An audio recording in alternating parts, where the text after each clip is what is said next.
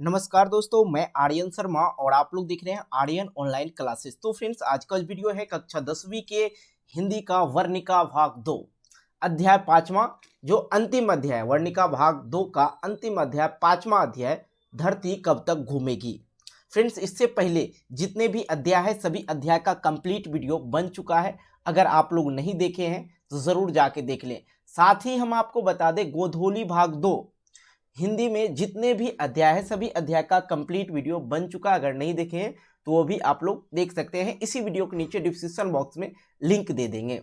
तो दोस्त, धरती कब तक घूमेंगे, इसमें जितने भी प्रश्न उत्तर होगा सभी को हम लोग करेंगे। साथ ही आपको हम ये बताएंगे आपके बोर्ड परीक्षा के लिए इनमें से कौन सा महत्वपूर्ण प्रश्न है। आज की इस वीडियो में हम लोग संपूर्ण प्रश्न को देखेंगे, लेकिन महत्वपूर्ण प्रश्न को हम आपको बताएंगे जो आपके बोर्ड परीक्षा में पूछे जा सकते हैं। अगर आप लोग का जो टारगेट है कि 95% इस बार बोर्ड परीक्षा में लाना है, तो हिंदी की भी तैयारी कस के करना होगा जितना आप लोग मैथ की तैयारी करते हैं। तो आइए शुरू करते हैं। सबसे पहला प्रश्न है यहाँ पे, सीता का चरित्र चित्रण करें। सुनिए, सीता का चरित्र चित्रण करें। तो मतलब चरित्र चित्रण का मतलब होता है कि सीता के बारे में डिटेल से बताएं। ठीक है, चरित्र चित्रण का क्या मतलब होता है? सीता के बारे में डिटेल से बताएं। आइए समझते हैं। सीता जो थी एक विधवा, विधवा मतलब जिसका पति मर गया हो। ठीक है, विधवा उसी को बोलते हैं जिसका पति मर गया हो। सीता एक विधवा पर सहिष्णु महिला थी, मतलब हर चीज को सहने वाली महिला थी। वह बहुओं को विसाकत मतलब खराब, विसाकत मतलब होता है खराब, खराब बातों का भी कभी उत्तर नहीं देता था। मतलब बहू उनकी कुछ भी बोल देती थी तो ये उत्तर नहीं देती थी, मतलब उसका जवाब नहीं देती थी। वो अपने हृदय को पत्थर कर अपने ही घर में वीराना बनकर रह रही थी। वो अपने हृदय पे पत्थर रहकर हर चीज, बहू कितना भी खराब बात बोल देती थी उसका जवाब नहीं देती थी, क्योंकि उनके पति मर गए थे, विधवा थी। वो हर चीज सह रही थी अपने ही घर में, और अपने ही घर में वह वीराना बनकर रह रही थी। बेटों ने उसे एक एक महीने पाली पर रखा तो वह कुछ नहीं बोली। पर जब उसे 50 रुपये प्रति माह देने की बात बेटों ने बिना राय लिए ही तय कर लिया तो उसका स्वाभिमान जो है जगा। अब वहां तो किसी न किसी तरह से सीता अपने ही घर में रह रही थी, बात बोली सुनकर भी रह रही थी। लेकिन एक दिन उनके बेटे ने उन्हें 50 रुपया प्रति माह देने की बात की। बोली, माँ मैं तुम्हें आज से 50 रुपये प्रति माह देने दूंगा और तुम अलग रहो। और यह बात सुनकर सीता का जो है स्वाभिमान जग उठा और वह घर से निकल पड़ी। इस प्रकार सीता दुख सुख में समरस रहने वाली शांत प्राकृतिक की स्वाभिमानी और दृढ़ निश्चय प्राकृतिक की महिला थी। तो इस प्रकार आप लोग सीता का चरित्र चित्रण कर सकते हैं। तो दोस्त, ये प्रश्न जो है VVI है आपके बोर्ड परीक्षा के लिए, तो इसको आप लोग जरूर गौर करके सुन लिए होंगे तो लिख लेना है या याद कर लेना है इसको। ठीक है, आइए अगले प्रश्न की ओर चलते हैं। अगला प्रश्न हमारे पास है दूसरा नंबर, और बहुत ही ज्यादा इंपॉर्टेंट प्रश्न है। देखिए, धरती कब तक घूमेगी। अध्याय का नाम क्या है? धरती कब तक घूमेगी। कहानी का शीर्षक सार्थकता सिद्ध करें। अब देखिए, ये कहानी के कुछ बच्चे प्रश्न नहीं समझ पाते हैं। धरती कब तक घूमेगी, यह जो कहानी है, कहानी का जो शीर्षक है धरती कब तक घूमेगी, क्या यह मायने में सही है? क्यों रखा गया है धरती कब तक घूमेगी? सार्थकता का अर्थ होता है कि क्यों रखा गया धरती कब तक घूमेगी। इस चीज को अपन लोग सिद्ध करेंगे। ठीक है, आइए समझते हैं। लिखेंगे कि इस कहानी का शीर्षक धरती कब तक घूमेगी घटना प्रधान है।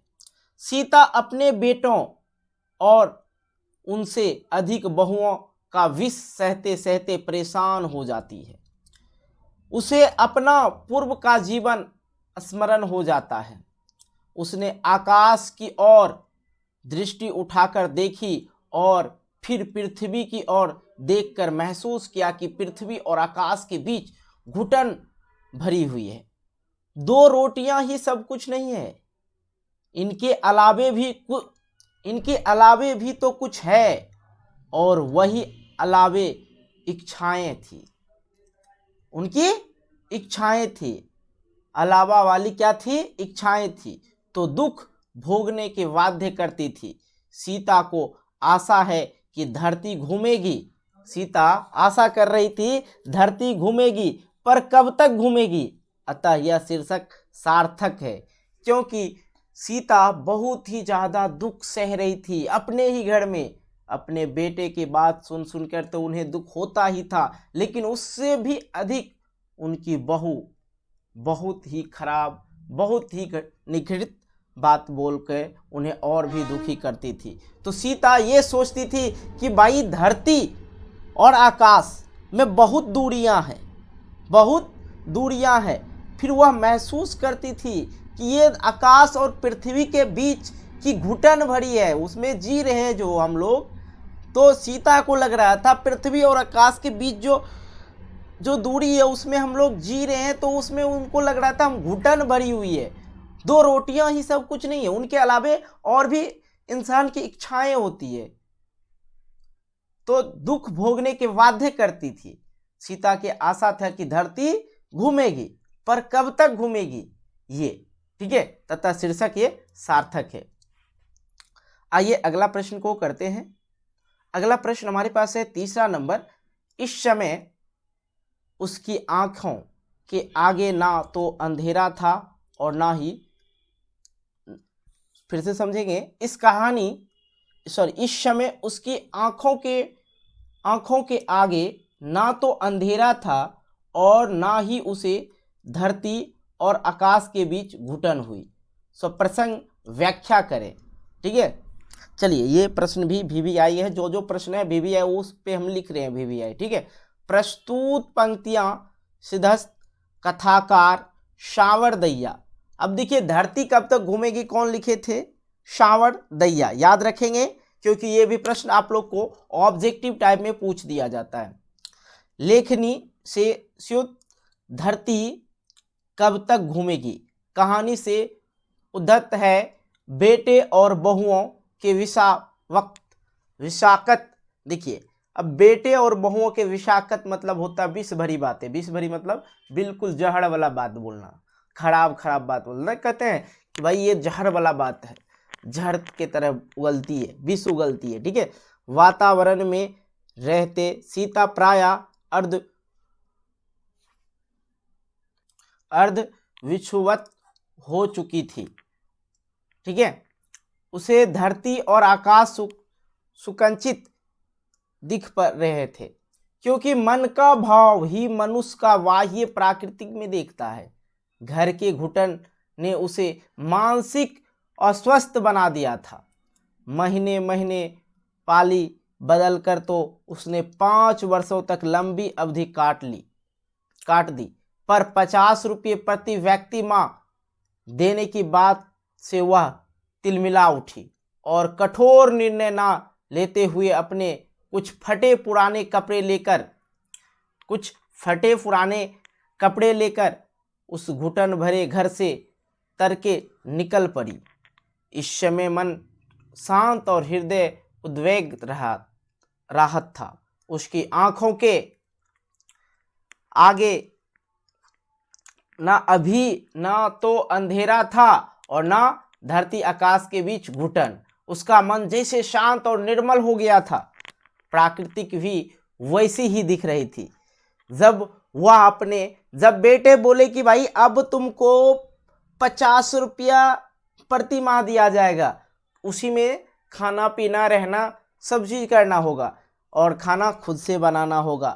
तो विधवा औरत थी और उसके साथ एक अन्याय किया जा रहा था, अन्याय किया जा रहा था बेटे और बहू के द्वारा। तो बहुत ही ज्यादा उसे खराब लगा और इस चीज को सहते सहते 5 साल तो गुजार ली। लेकिन जब अगला वर्ष आया तो उसने देखा कि बेटे ने बोला, माँ अब मैं तुम्हें 50 रुपये प्रति माह दूंगा, उसी में तुम खुद का गुजारा करना, ठीक है। यह सुनते ही उसने अपने फटे पुराने कपड़े लिए और घर से सीधे निकल दिए। और निकलने के बाद उसने देखा कि भाई धरती और पृथ्वी और आकाश के बीच अब प्राकृतिक जो था वो बदलाव आ गया। ना उसे अंधेरा दिख रहा था, ना कुछ उसे घुटन महसूस हो रहा था।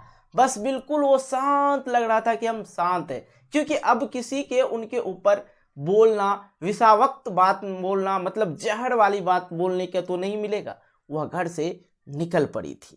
कहते हैं ना, एक माँ बाप मिलकर 3, 4, 5, 6 बच्चे को पाल लेती है, लेकिन ये 6 बच्चे मिलकर माँ बाप को पाल नहीं पाते हैं।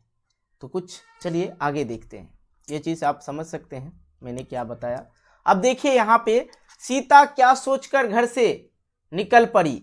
तो आंसर करना है, प्रति माह 50-50 रुपये देने की बात सुनकर सीता का हार्दिक पीड़ा हुई। उसने सोचा कि जब मुझे मजदूरी ही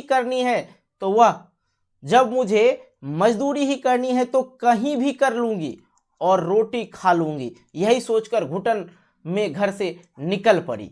ठीक है, आइए अगला प्रश्न हम लोग करते हैं। 5वें नंबर, सीता अपनी स्थिति को किससे तुलना करती है? बच्चों का खेल, माई माई रोटी दे, भिखारिन आती है और कहती है माई माई रोटी दे। अंदर से उत्तर मिलता है यह घर छोड़ दूसरे घर जा। ठीक है, और सीता भी अपने को उस भिखारिन जैसा मानती है।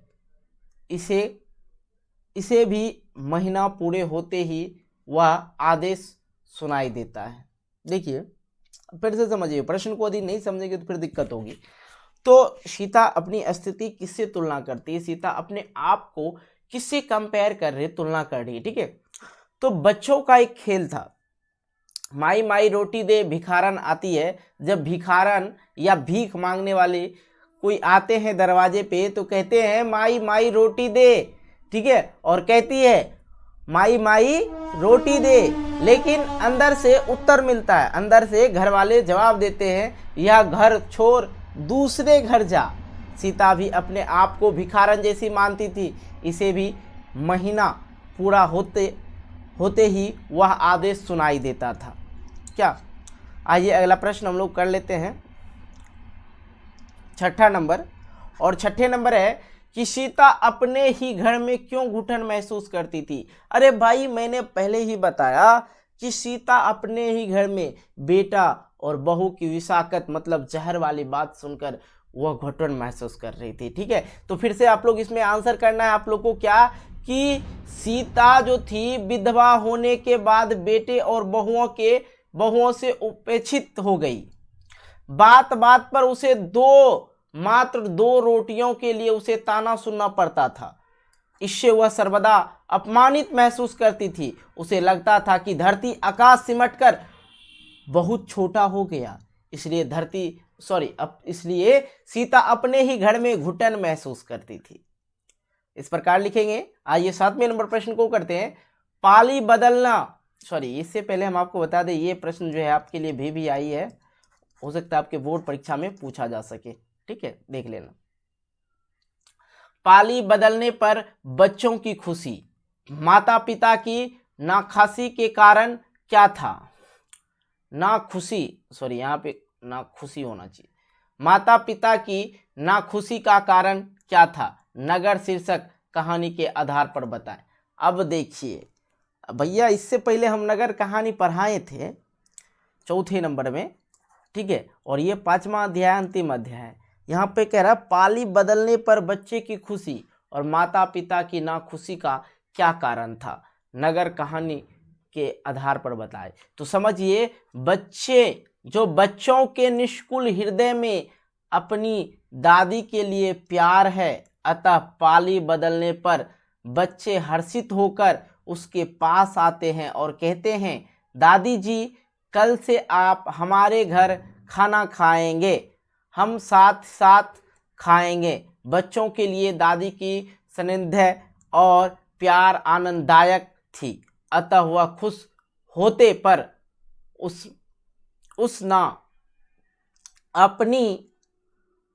पर अपनी माँ को भार समझती थी, इसलिए वे नाखुश होते। देखिए, अब यहाँ पे है बच्चों के निष्कुल जो हृदय में अपनी दादी के लिए प्यार था, अतः पाली बदलने पर बच्चे हर्षित होकर उसके पास आती। मतलब दूसरे दिन जब माँ उसकी दादी अपने यहाँ खाना खाने के लिए आती थी, जब इसका पारी घूमता था तो वहाँ पे हो क्या रहा था, मान लिया जाए 4 भाई है, ठीक है, 4 भाई है, ये तो ये टाइम बांध दिया गया था, यहाँ पे माँ था, तो माँ आज इसके यहाँ खाएगी, कल इसके यहाँ खाएगी, कल इसके यहाँ खाएगी, कल ये पाली बांधा हुआ था।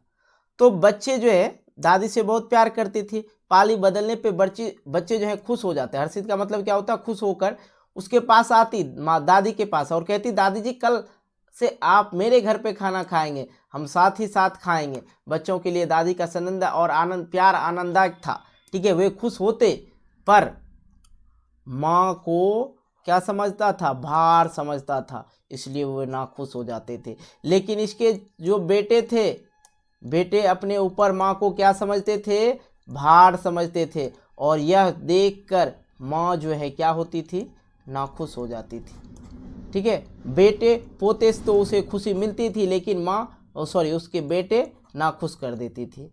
तो ये कहानी जो है नगर कहानी से संबंधित था प्रश्न, तो इस प्रकार हमने किया। तो इसमें जो इतने भी प्रश्न थे सभी प्रश्नों को हमने बारी बारी से कर लिया, ठीक है। अब आइए कुछ अभी तक वीडियो को लाइक नहीं किया तो यार वीडियो को लाइक कर देना, दोस्तों के साथ शेयर भी कर देना। अगर आप अभी तक चैनल को सब्सक्राइब नहीं किए तो चैनल को सब्सक्राइब ज़रूर कर लेना, ठीक है।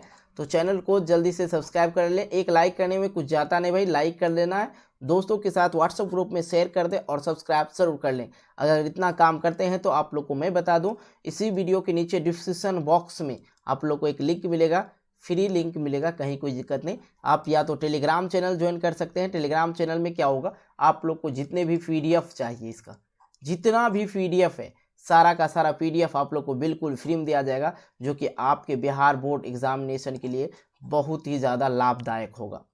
साथ ही अगर बात बता दें, जिसकी जो बच्चे टेलीग्राम यूज़ नहीं करते हैं उसके लिए सर क्या होगा, तो उसके लिए व्हाट्सअप ग्रुप भी हमने क्रिएट किया है। व्हाट्सअप ग्रुप में भी आप ज्वाइन हो सकते हैं, वहाँ पे भी आप लोग को PDF दिया जाएगा।